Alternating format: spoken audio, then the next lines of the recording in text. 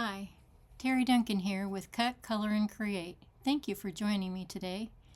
I've got a couple of new products from Spellbinders to share with you, and we're going to make a card with it. To begin with, I've got My Life in Pictures, a new die set from Spellbinders, and then there's the DIY Color Deck, which is a really cool tool to help inspire you on new ways, new different color ways to use with your cards. And it's made up of 52 cards that have beautiful artwork in them, and they have a spot on each card for 5 different colors to select and use in your colorway for your cards. So it's really exciting, and a brand new tool that they have available now at Spellbinders.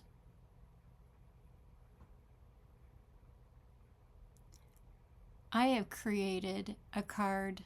I have selected this card from the deck to use as my color inspiration for the card that we're making today. And you can see that I've already selected 5 different colors that coordinate well with the artwork that is on the card. And then I created a little cheat sheet so that I would be reminded of the cardstock that I use and can go back and refer to it from here on. We'll also use this terracotta cardstock as a color panel for our background, and we'll need that trimmed to A2 size, and then we'll need an A2 card base.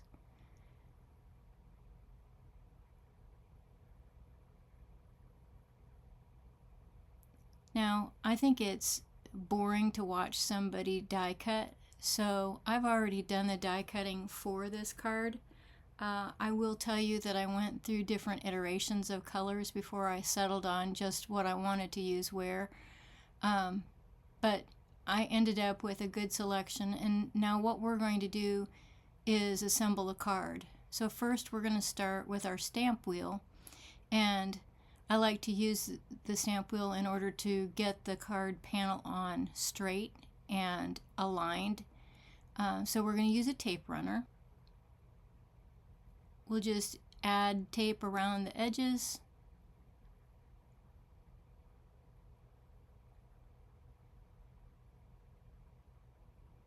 And then we'll add a little bit more for good measure. Now what you do, make sure that your card base is down in the corner, that the fold is down on the lower edge. Then hold the card panel up vertically and roll it into or slide it into the corner, and then slowly lower it and fasten it down. Now sometimes you still have a little bit of cardstock to trim off because the color panel is a little bit smaller or slightly off from the card panel. And that's what the case is with this card. So I'm just going to get my paper trimmer out and trim that off. Now I suggest that you stand up to do that, just to make sure that you get a nice, clean, sharp cut.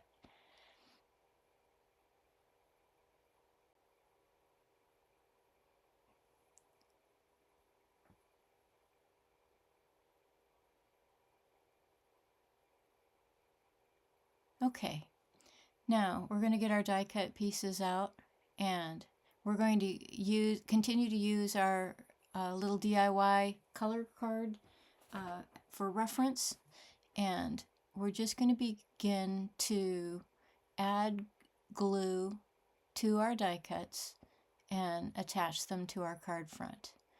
Sometimes when you have little frays or little fringe that's on your die cut, like you see I'm trying to get some off with my fingernail, that happens when you're ready to change cutting blades or cutting plates. It'll leave a little shavings of paper, and you want to get that off before you add the glue. Now I'm using my glue press, and I've got Barely Art in the bottle there. I live in Florida and I often have trouble with the glue drying in the tip. So I just keep a little pin, straight pin handy to open that up again, and that's what I'm doing here. And now I'm not taking a lot of care in how I add the glue. I'm just creating a line of glue. There's some people that suggest that you put dots on. You can do that. I don't have the patience for it. So I'm going to show you in a minute what I do to account for that. So I'm just liberally applying glue right now to all the surfaces that I want to fasten down on my card front.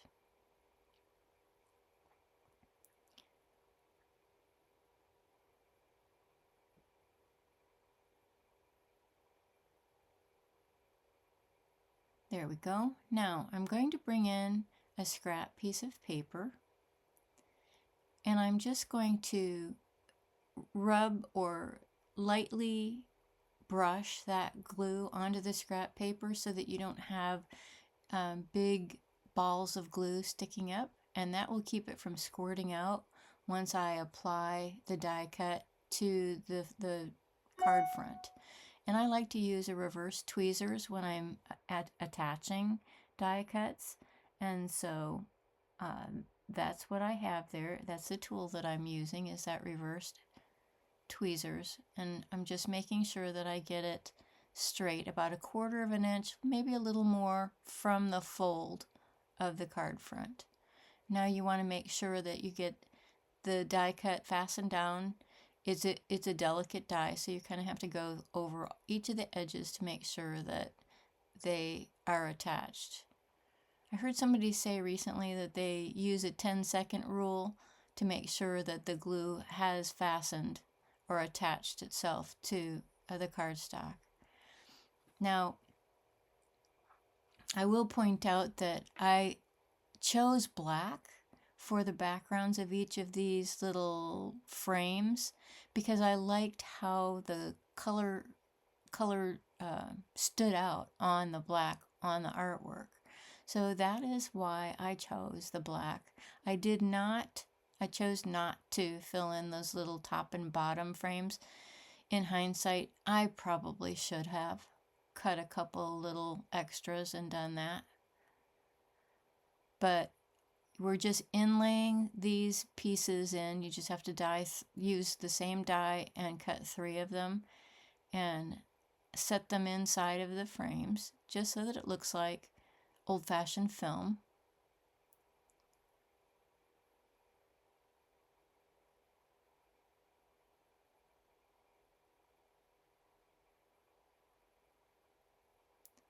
And I'm not popping any of this up. Next I'm going to add the little yellow star, and there's no science to this. We're just adding glue to the back of it, trying to get it centered and straight up there at the top, just like that.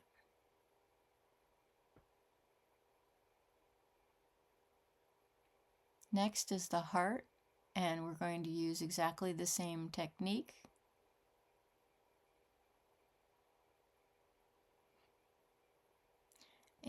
With these, you don't have to use the technique of wiping off the glue because they're big enough where the glue isn't going to squish out. You don't get glue right up to the edge to keep that from happening. Now, you'll see this piece. At first, when I got the set, I couldn't figure out what that piece is, but it's actually the little flap for the pocket. So what I chose to do is use a darker coordinating color to go with the Rainforest that I had chose for the pocket. So that's what I'm going to do, is just add that little, I used fern cardstock for that, and I'm just going to add a little glue and put that on the top. If you look at the die cut, or the die actually shows you where that little flap needs to go. It's got a little indentation, which makes it really easy to get that straight and in the right position. Now, you see I tried to add that little piece while holding it in my hands, and it really is easier when you just lay it down on the work surface and use it as a tool as well. Now this one gets glued directly to the card front as well.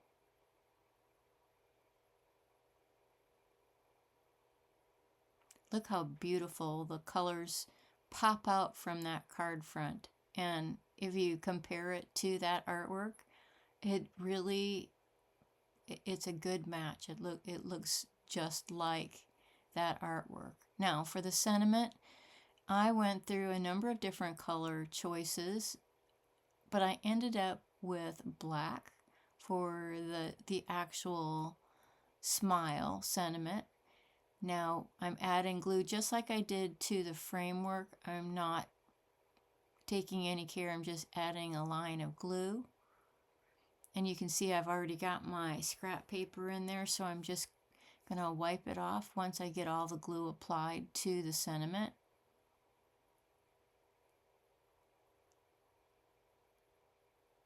There we go, just wipe it off. Again, this isn't something you have to spend a lot of time on either, just brush it off so that there aren't balls of glue on the back there. Now I used I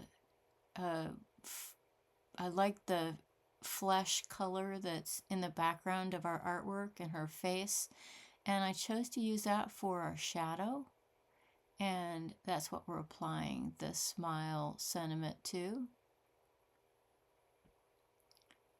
You can just use that shadow to center the sentiment on. It's easy to use and goes on fairly easily. Now I think I'm going to put that right in the lower third of the card front, but I think I'm going to want to pop that up. So I'm going to grab another really cool tool that Spellbinders provides, and that is these new tiny foam squares from Spellbinders. And then I'm also going to use the small squares. So I'm going to use a combination of the two.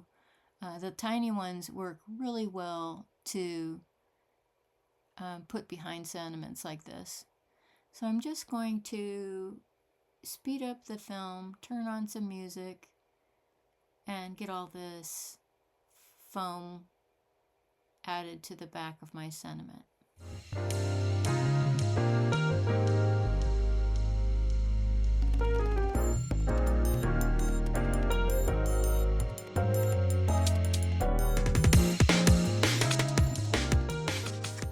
Okay. So now I'm just going to get out my craft knife. The first thing you want to do is make sure that all those little foam squares are attached well. Then I use the blade of my craft knife to remove the backing paper from the foam squares.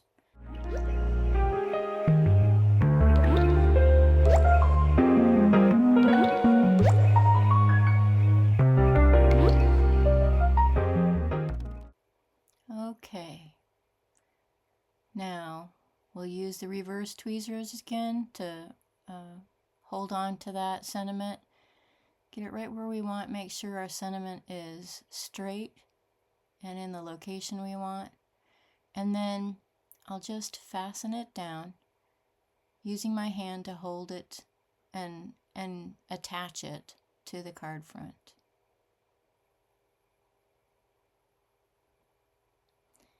There is our finished card.